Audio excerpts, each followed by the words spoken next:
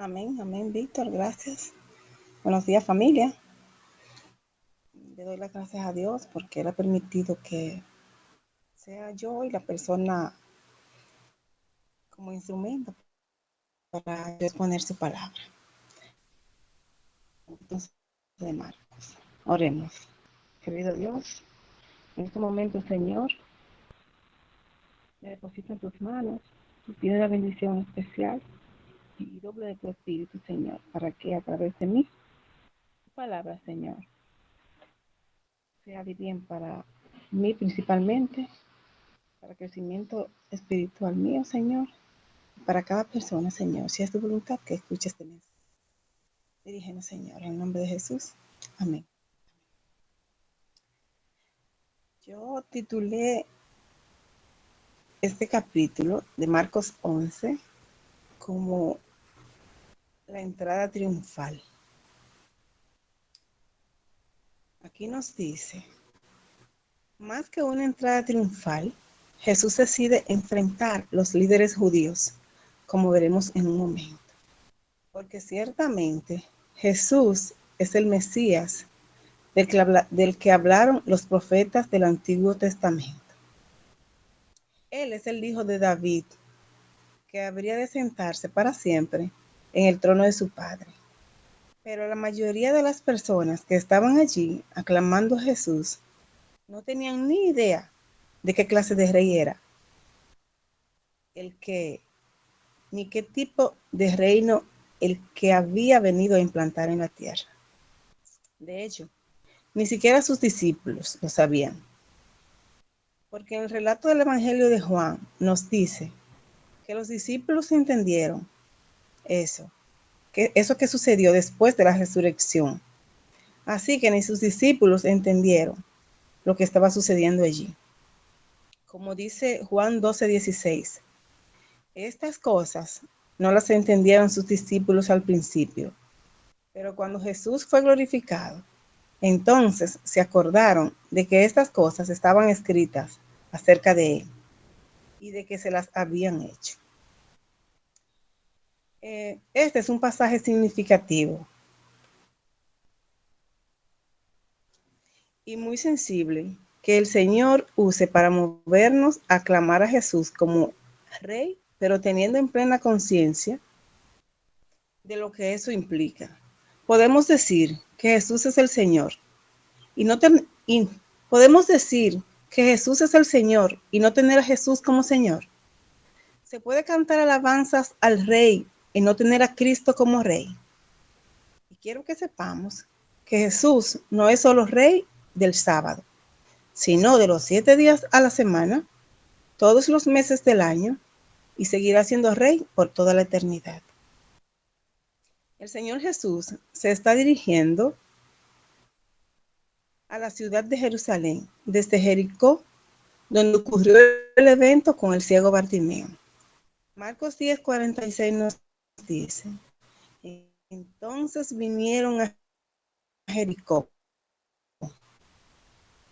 y al salir de Jericó, él y sus discípulos, y una gran multitud, Bartimeo el ciego, hijo de Timeo, estaba sentado junto al camino mendigando. Estaban a una buena distancia de Jerusalén, cerca de Betfagé y de Betania. Era la aldea donde vivían sus amigos Lázaro, Marta y María. Era el lugar donde Jesús había hecho el milagro de resucitar a Lázaro. Como sabía Jesús, ¿Cómo sabía Jesús que cuando sus discípulos entraran a la aldea iban a encontrar un pollino de asna que nadie había montado nunca y que sus dueños lo iban a prestar sin ningún problema? Cuando ellos le dijeron que el Señor lo necesita, Jesús sabía que ese pollino iba a estar allí, en la puerta de la casa, y que nadie lo habría montado, y que los dueños no le iban a decir que no, porque simple y llanamente es porque Él es Dios. Él sabe dónde se encuentra todo. Él en este planeta no hay absolutamente nada que esté fuera de su conocimiento. No hay nada que esté fuera de su control. Él es nuestro Rey Cristo Jesús. Yo me imagino, miren hermanos, de verdad que la cara de impacto que debieron de tener los discípulos cuando llegaron a la aldea y se encontraran al pollino exactamente como el Señor lo había dicho, con las especificaciones que leí en los versículos anteriores, fuera de la casa que le habían dado. Ustedes saben, de aquí, él quería que sus discípulos supieran que él lo sabe todo y que tenía el control de todo. Él quería que ellos supieran que su muerte a la cruz no iba a ser un accidente. Es por eso que el Señor había instruido a sus discípulos. Él había insistido los días previos a la llegada a Jerusalén de todo lo que iba a suceder cuando ellos llegaran allí.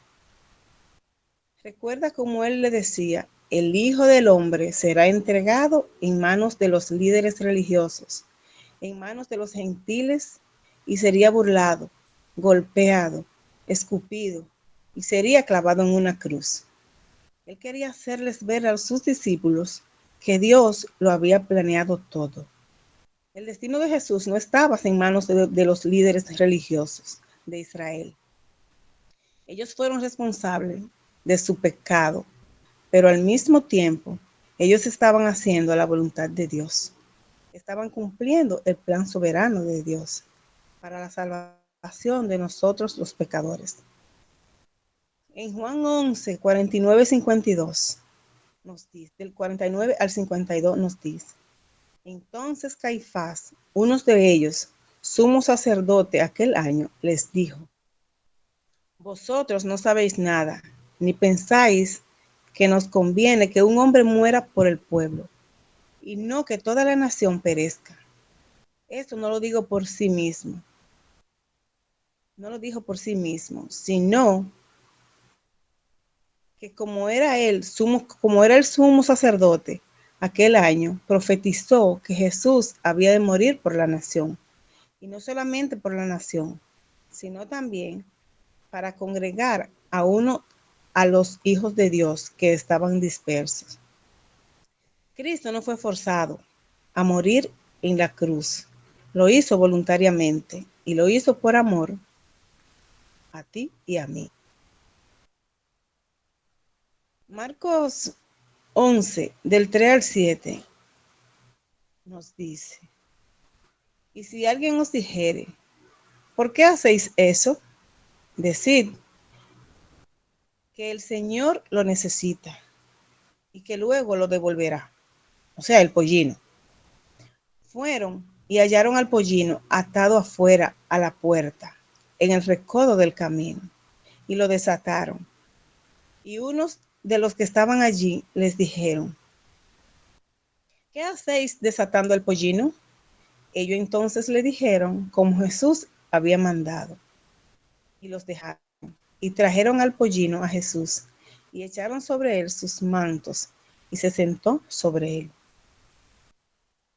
Tenía que entrar en un pollino. El Señor está evidenciando su omnisciencia en ese momento. Sabe todo. Los dueños van a reaccionar cuando desaten el pollino. Así decía Jesús. Pero dígale que el Señor lo necesita. ¿Y qué ustedes creen, hermano? Si el Señor nos pide algo a nosotros, no se lo vamos a dar. Y como él sabía que ellos iban a decir que sí, ya él sabía la respuesta. ¿Lo necesita para qué? Le preguntaron. Entonces, vamos a ver ahora a Mateo 21, del 4 al 5. Todo esto aconteció para que se cumpliese lo dicho por el profeta, cuando dijo, decid a la hija de Sión, he aquí, tú eres rey, tu rey viene a ti, manso y sentado sobre un asna, sobre un pollino, hijo de animal de carga. Zacarías 9:9 nos dice, alégrate mucho, hija de Sión, da voces de júbilo, hija de Jerusalén. He aquí, tu rey vendrá a ti, justo y salvador, humilde y cabalgando sobre un asno, sobre un pollino, hijo de asna. Es decir, hermano, que el Señor sabía lo que iba a suceder. Por eso que le preguntaron, ¿lo necesitas para qué? Pero entonces por eso fue que dijimos ahí anteriormente que Él lo sabe todo. Esto fue profetizado unos 500 años antes del nacimiento de Jesús, para que fuera más evidente que Él era el Mesías. Ahora no nos confundamos. Cristo vuelve otra vez. Y cuando vuelva, Él no va a venir montando un pollino, dice Apocalipsis 19. Dice que vendrá montado en un caballo blanco para aplastar. Dice que vendrá en un caballo blanco para aplastar toda la rebelión y poner todos sus enemigos por estrado de sus pies. Apocalipsis 9:11 nos dice, entonces vi el cielo abierto y he aquí que un caballo blanco y el que lo montaba se llamaba fiel y verdadero y con justicia juzga y pelea. Nuestro rey viene manso y humilde, hermanos, cabalgando sobre un pollino, no para aplastar a sus enemigos, sino para redimir a muchos de ellos por medio de su muerte en la cruz. El Rey soberano, que tiene un control perfecto de todas las cosas. Él decidió ponerse a merced de sus criaturas rebeldes para vencer la debilidad. Cristo venció con debilidad. Él es el Rey de Reyes y Señor de Señores. Él es el amo y dueño absolutamente de todo el universo. Él vino al mundo para vivir la vida que nosotros teníamos que vivir, para que nosotros vivamos la vida que Él tenía que vivir. Y decidió despojarse de todo para venir a salvarnos. Y Él sigue siendo rey y soberano. Y así seguirá siendo, hermano. Yo quiero, hermano, miren, yo me gozaba cuando estaba leyendo, a pesar de todo, yo decía, Dios mío, gloria a Dios, de verdad que sí. Yo quiero como que nos imaginemos al Señor entrando en Jerusalén, rodeado de todos sus discípulos y de todas esas personas que Él había sanado, donde estaba allí Lázaro, el ciego Bartimeo, la mujer del flujo de sangre, el ciego de nacimiento, el paralítico de Betesda, los leprosos y todos los que Él había hecho milagros y a los que Él le había expulsado los demonios. Con toda su soberanía, aquí se cumple todo lo que dicen las escrituras. Isaías 42, del 6 al 9, nos dice, yo Jehová te he llamado en justicia y te sostendré por la mano, te guardaré y te pondré por pacto al pueblo, por luz de las naciones, para que abras los ojos de los ciegos, para que saques de la cárcel a los presos y de casas de prisión a los que moran en tinieblas. Yo Jehová, este es mi nombre, y a otro no daré mi gloria, ni mi alabanza a esculturas. He aquí, se cumplieron las cosas primeras, y yo anuncio cosas nuevas. Antes que salgan a la luz, yo os las haré notorias. Gloria a Dios.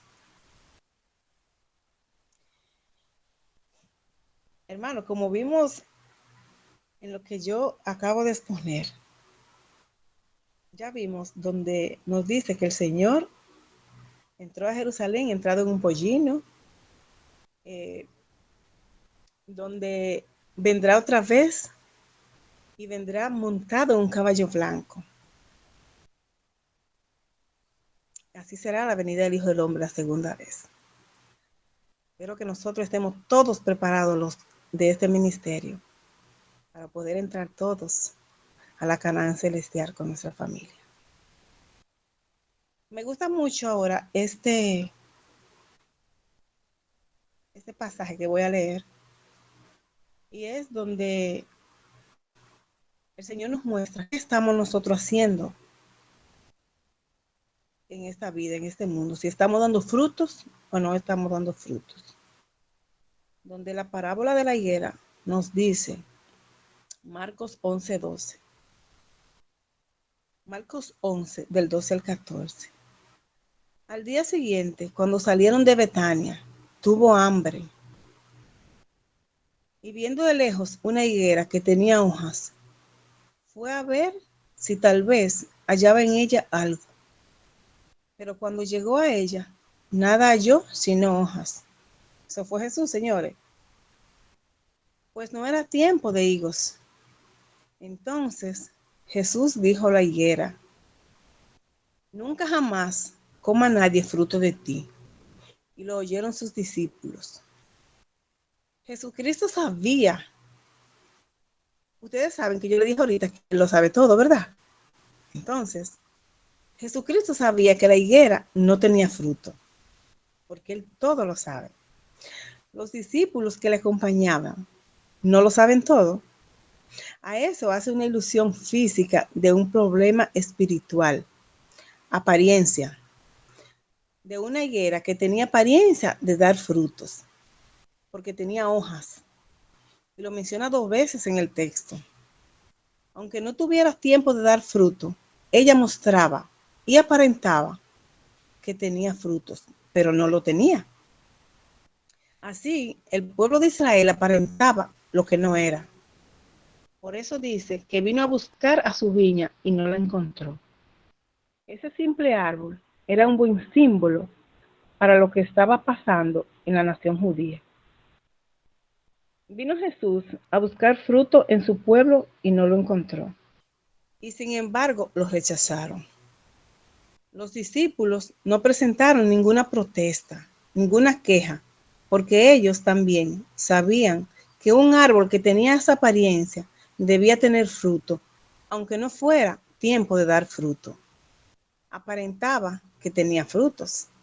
El pueblo de Israel, todo lo que apretaba era de que tenía frutos. Todo lo que aparentaba era de que tenía frutos. Y estaba tan mal que no solo no tenía frutos, sino que rechazaron a Jesús y lo crucificaron. La historia se repite. Esta es la lección de la higuera. Así como Jesús maldijo la higuera y al otro día estaba seca, de la misma manera, Él nos puede bendecir. Él no puede bendecir a las personas que aparentan tener fruto y no lo tienen. Es una maldición. Entonces, ¿cuál es la lección? Jesús lo sabe todo. Jesús lo sabía, que la higuera, Jesús sabía lo de la higuera. Los discípulos no lo sabían. La idea mostraba apariencia de que tenía fruto y no tenía. Era un símbolo del pueblo judío que mostraba y aparentaba que tenía fruto, pero no lo tenía.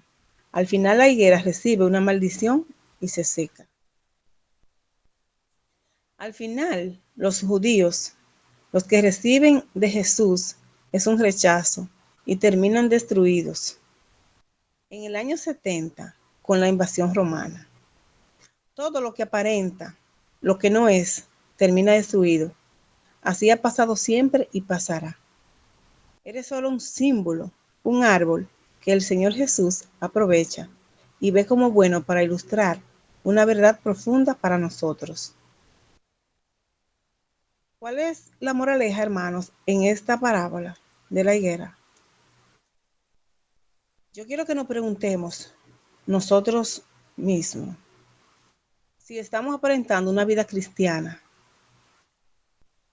que sabe que no llevamos y que estamos aparentando que tiene fruto y no lo tiene. Pregúntese la vida suya, a quién está beneficiando. Preguntémonos cuáles son los resultados de quienes están conociendo la verdad a través de nosotros. ¿Cuánta gente se ha entregado al Señor por nuestro testimonio? Si nuestro testimonio no es capaz de salvar a otro, que le garantice o que le asegure a usted que no va a ser salvo. Ese es el punto. Los judíos aparentaban. La higuera aparentaba, pero no eran. Jesús lo sabía, pero los discípulos No. Por ejemplo, miren este ejemplo, hermano. ¿Quién era el tesorero del grupo de Jesús? Era Judas. Los discípulos no lo sabían, que Judas era el mismo Satanás, pero el Señor sí lo sabía. Se aguantó y al final, ¿qué pasó? No los dijiste de los 12, uno es el diablo, el más preparado, el mejor de todos. Si Judas no vende a Jesús, pasa por una persona buena. ¿Qué estaba haciendo? Estaba aparentando, estaba haciendo lo que era la higuera, aparentando que daba frutos. Eso estaba haciendo Judas, pero el Señor sabía.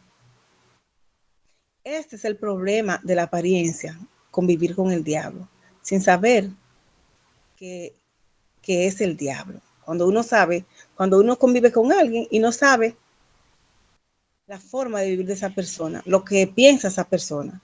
Pero como Jesús lo sabe todo, eso le pasó a Judas, que él pensaba que Jesús no sabía y que Jesús eran los discípulos que no sabían nada, pero Jesús es el soberano, el que creó todo, y cómo él no va a saber eso. La apariencia, el Señor tomó en la parábola, el Señor tomó un simple árbol para ilustrar una verdad profunda que hasta ahora perdura. En la iglesia se da este caso.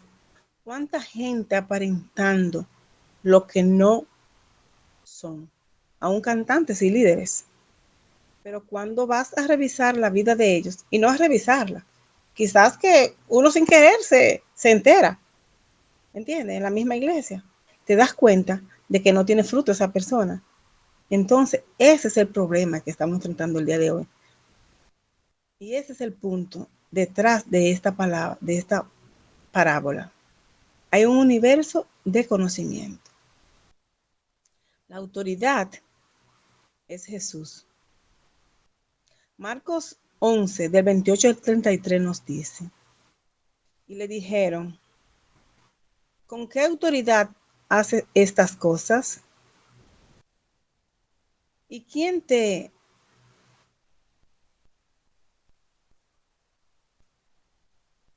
dio autoridad para hacer estas cosas? Jesús respondiendo les dijo, os haré yo también una pregunta. Respóndeme, y os diré con qué autoridad hago estas cosas. ¿El bautismo de Juan era del cielo o de los hombres?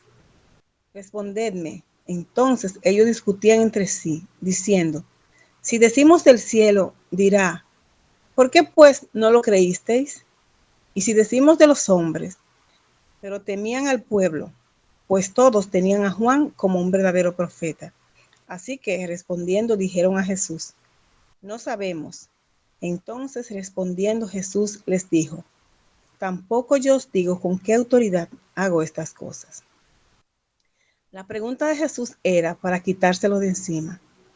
Jesucristo no era un tonto, ni era un iluso. Ese es uno de los problemas de nosotros. Satanás nos vende la idea de que el cristiano tiene que ser un estúpido. Y eso no es verdad, hermano. El cristiano es manso, pero no es menso. La pregunta de Jesús, él está mostrando a ellos que conoce su mala intención, su vida falsa, como la higuera, la razón de ser de la pregunta. Acuérdate cuando le preguntaron si era lícito darle tributo al César, donde está la moneda, mírala aquí. Darle al César lo que es del César y a Dios lo que es de Dios. No lo pudieron atrapar. San Mateo, ahí de ustedes escribes y fariseos hipócritas, un prosélito, una persona que es parte de un partido político, que le está diciendo Cristo.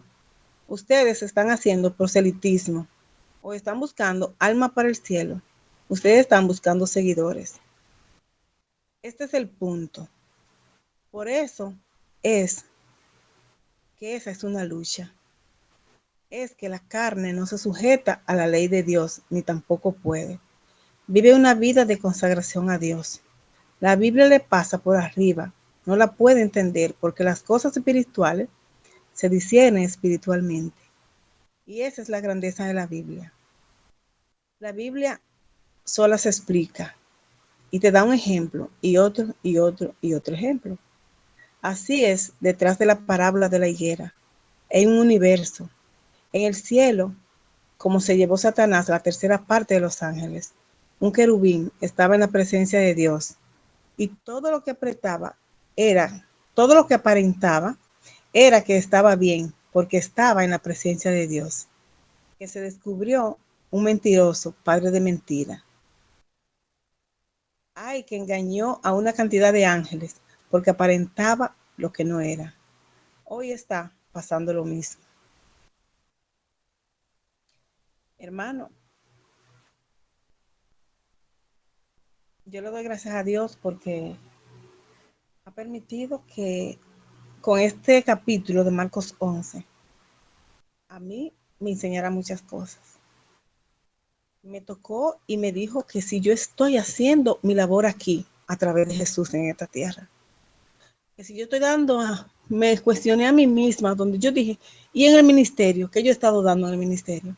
Yo estoy dando y enseñando lo que tengo que enseñar de Jesús para otros. Yo estoy dando frutos. O sea, yo me cuestioné yo. Entonces yo quiero que nosotros, cada uno de nosotros, nos cuestionemos y que nos digamos a nosotros mismos interiormente si estamos haciendo lo que el Señor quiere que hagamos. No solamente que aparentemos, sino que estemos dando los frutos para atraer a otros a Jesús y que otros puedan conocer de la verdad. Hermano, con este día yo espero que el Señor nos acompañe y que haya sido de bendición para cada uno de nosotros. Que Dios nos bendiga. Oremos. Padre bueno, Padre de amor, te damos las gracias, Señor, en este día. Porque tú has permitido, Señor, que una persona, Señor, que tú creaste y que no se sentía capaz, Señor, en ocasiones de presentar tu palabra, lo hiciera hoy, Señor. Gracias, Padre amado. Y permite, Señor, que que este haya sido el primer escalón, Señor, para yo glorificar tu nombre donde quiera yo estés. Gracias, Señor. Te pido con este día, Señor, nosotros podamos mostrarte a ti, Señor, donde quiera estemos. Sepamos, Señor, llevar luz donde quiera vayamos. Que nosotros, Señor, te glorifiquemos a ti donde quiera estemos. Dirígenos, Señor, en este día y que cada cosa que hagamos sea dirigida únicamente, Señor, y sellada por tu gloria y tu presencia. En el nombre de Jesús. Amén y amén.